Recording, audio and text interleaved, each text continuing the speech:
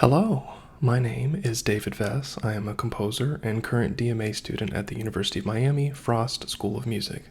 This video is an analysis of metrical agency in Witold Lutoslawski's Cello Concerto. In the fall of 2023, I took a class called Advanced Comprehensive Theory, and it was in this class that I first learned about agency in music. I was assigned to do a presentation on Edward Clorman's work from his book Mozart's Music of Friends. The thesis of his book is essentially that the perspective of the performers making the music matters, and that it is worth exploring and seeing how players, as they represent various characters in music, assert their agency into the musical narrative. Now, Clorman's focus is primarily upon classical-era chamber music, specifically music by Mozart. Agency, as we're going to be talking about it, is defined as the ability to take action or choose what action to take. It is essentially how a person asserts any power. Now, one of the elements to this theory that stood out to me was agency with regards to meter. The sixth chapter of Clorman's book explores meter and especially hypermeter. I remember in a particularly enlightening example, he rebarred music from Brahms's clarinet sonata, allowing the listener to perceive the music from the pianist perspective, rather than how Brahms wrote it with the focus on the clarinet. Now, for music that is in a defined meter, with one prevailing tempo at a time, this is a very interesting way to view the music.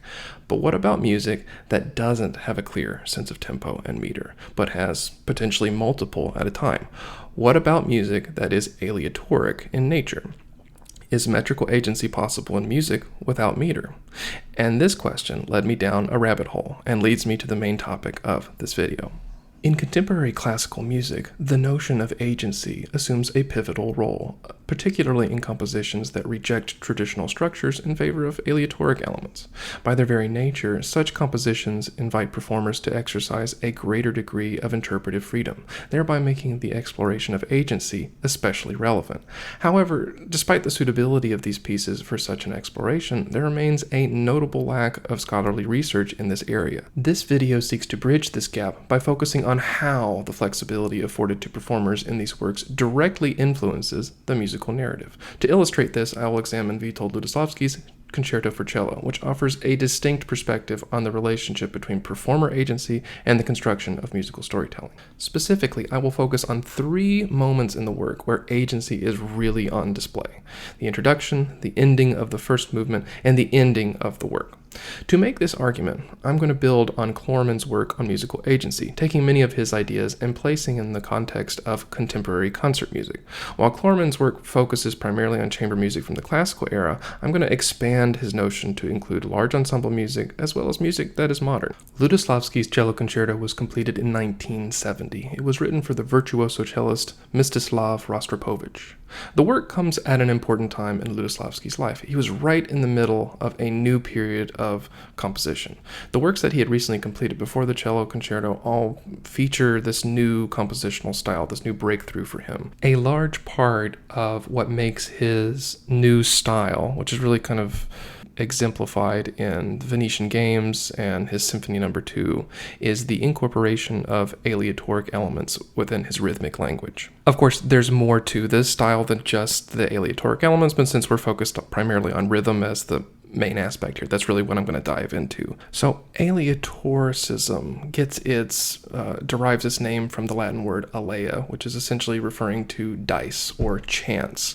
It essentially means that music can have multiple tempos and or meters happening at the same time, rather than just one overarching tempo or meter that is dominating the perception of the music. It can sort of be summed up as controlled chaos. The reason I picked this particular piece is because there is an unusual deviation from standard concerto practice. Normal concertos feature a soloist, sometimes more than one, but usually it's just one soloist, and the rest of the ensemble functions like a backup band. They are there to support the soloist. This is not the case in Lutoslawski's Cello Concerto. I will argue that this is more of a concerto for cello versus the orchestra. The dramatic elements in this piece have led many people to interpret it in many different ways, especially on programmatic terms. Like Rostropovich's wife sort of saw it as this 20th century Don Quixote. In various interviews, Lutoslawski made clear his annoyance with attempts to exaggerate the music's dramatic and theatrical qualities. Yet he was forced to accept that even when attempting to discuss the music itself, because that's the only thing that matters, some analogies with literary form and staged action were kind of difficult to avoid. So, to understand this, let's hear the beginning.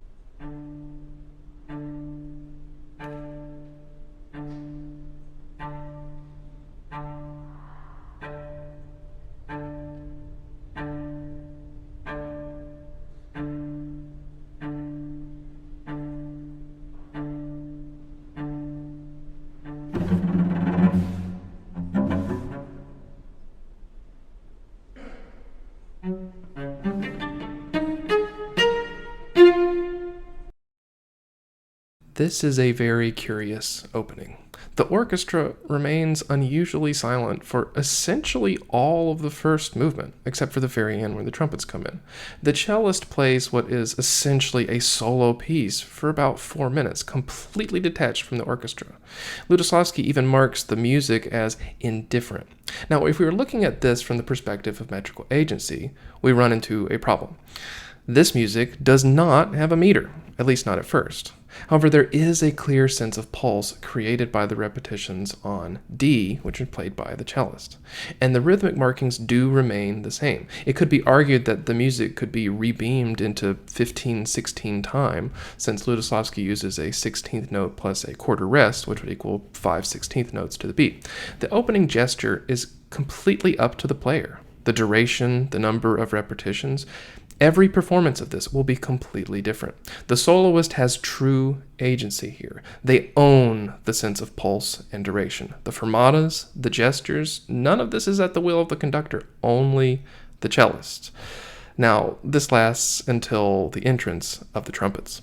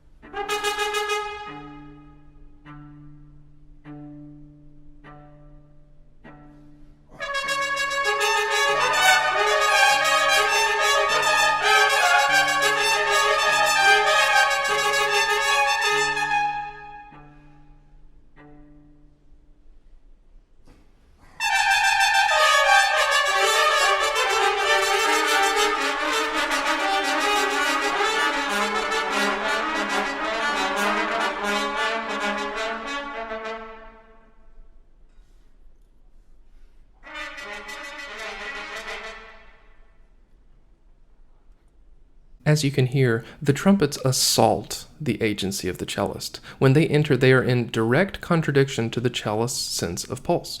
The cellist attempts to keep this sense of pulse by repeating the same note over and over again, just like the beginning.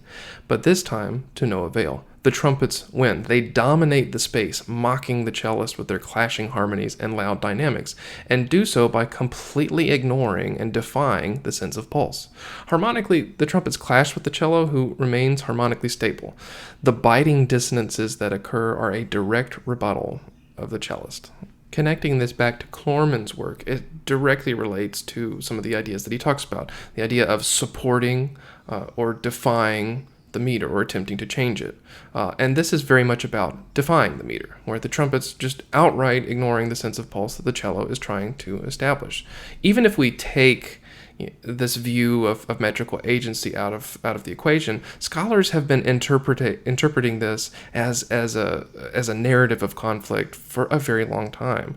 For instance, in Stephen Stuckey's fantastic book on Lutoslawski, he puts the terms that he uses brusquely interrupted by the entry of the trumpets playing what the composer has described as an irascible phrase.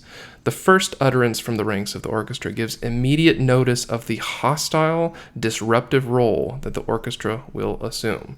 And that's a very dramatic thing to say, and it fits this idea. And I'm arguing that a large part of how we as an audience can interpret that is coming from this fight between the sense of meter, the sense of rhythm. They don't sound like they're playing together because they're not. They're playing in opposition of each other.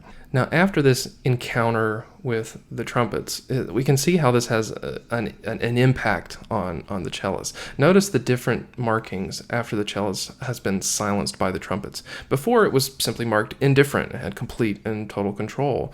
But now it is more rhythmically cautious. It's using pizzicato instead of arco. Fermatas are on the rest instead of the free recurring pulse. By the time we are here, we have already finished the first movement and started the second. The entire work is a tocca. The movements are not marked in this, but we are now in the second movement, and it represents a place more of dialogue where the cellist is able to work and have more of a conversation with other members of the orchestra.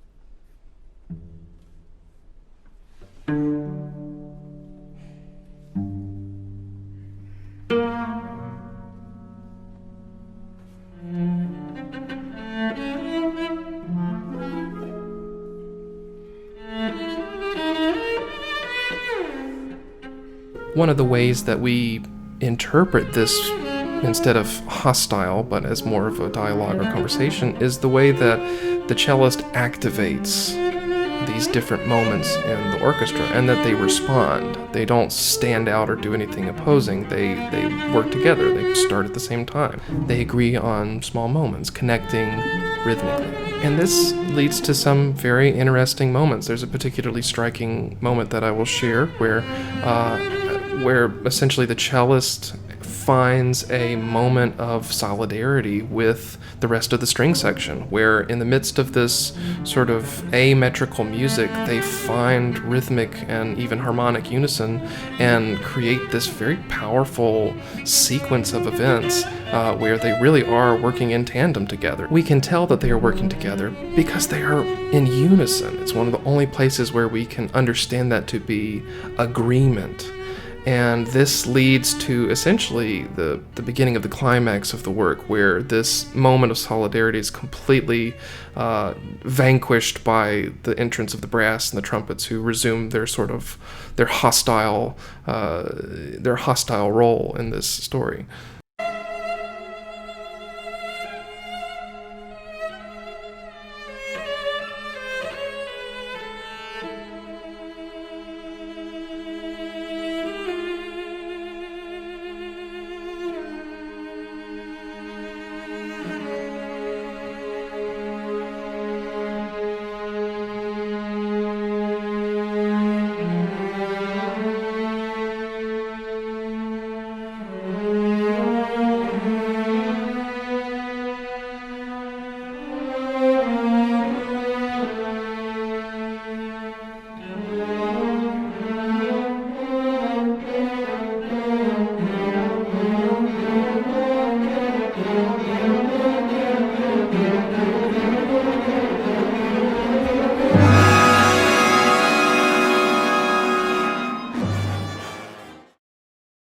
The real juxtaposition happens here, where the dichotomy between the full angry force of the orchestra against this single cellist really comes to a head.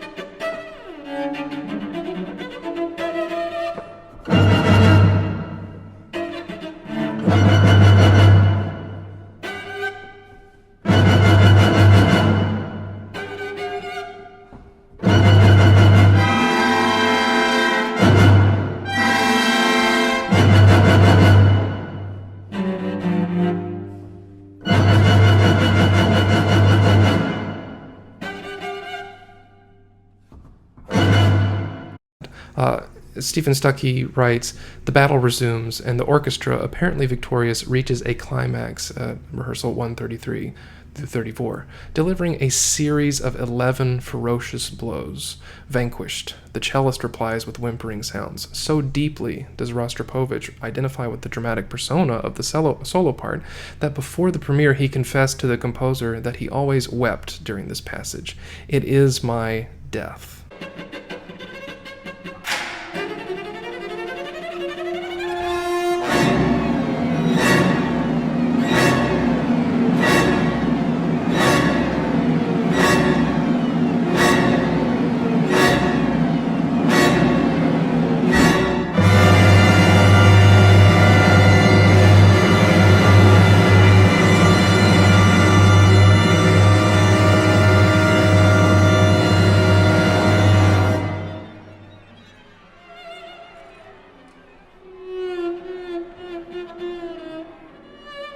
But it is revealed by the end of the piece that it is not actually the cellist's death, that actually the individual, in this case, survives, and they outlast the orchestra. And it's quite an interesting thing because it brings back that simple sense of pulse, that simple notion of metrical agency at the very end of the piece. It very much ends the way that it starts. This time in a completely different register. We've started on a low D, and now we have ascended into the high register, and we have these very strong strikes on the note A.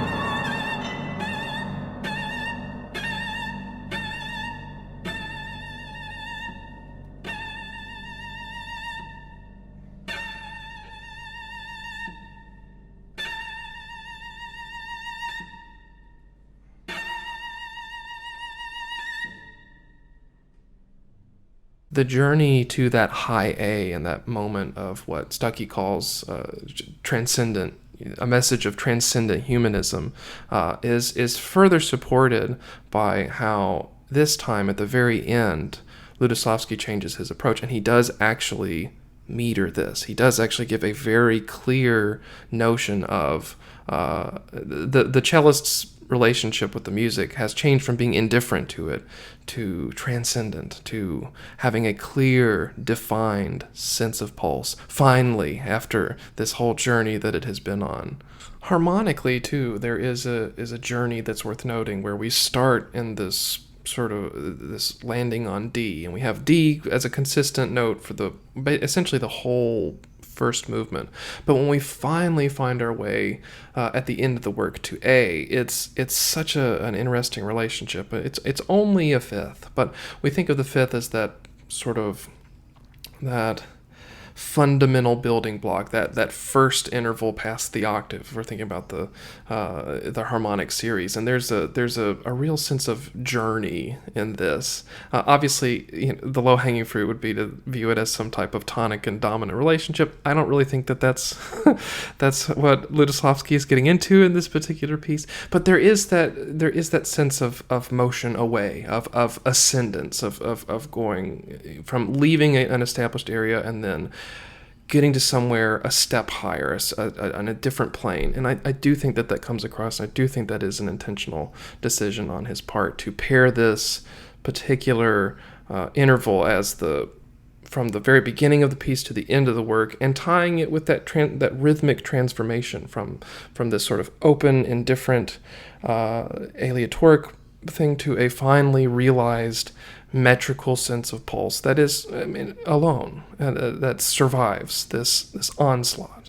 As Lutoslawski says, in this particular work, the relationship between the orchestra and the soloist is one of conflict.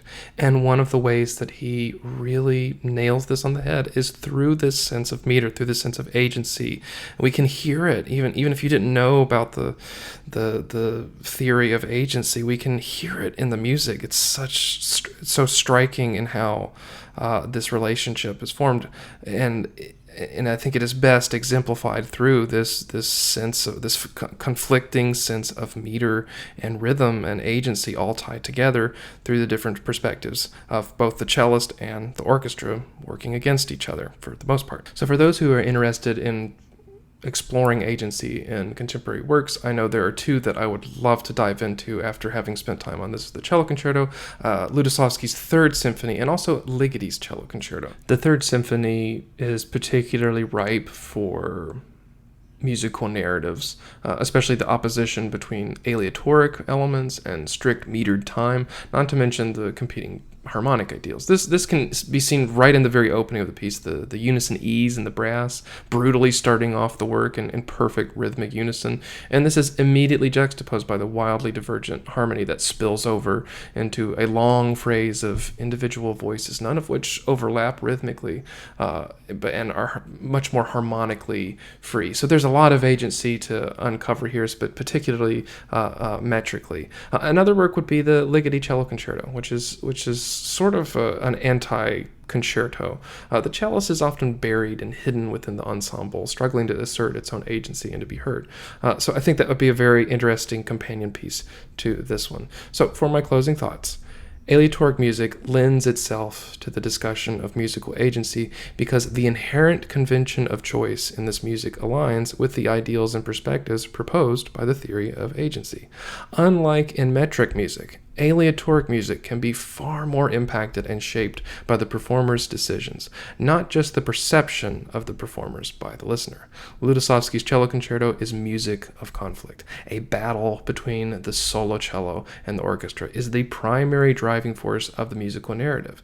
This music is a prime example of how metrical agency can be reflected and perceived in music that is, in many cases, outright aleatoric and seemingly unmetrical.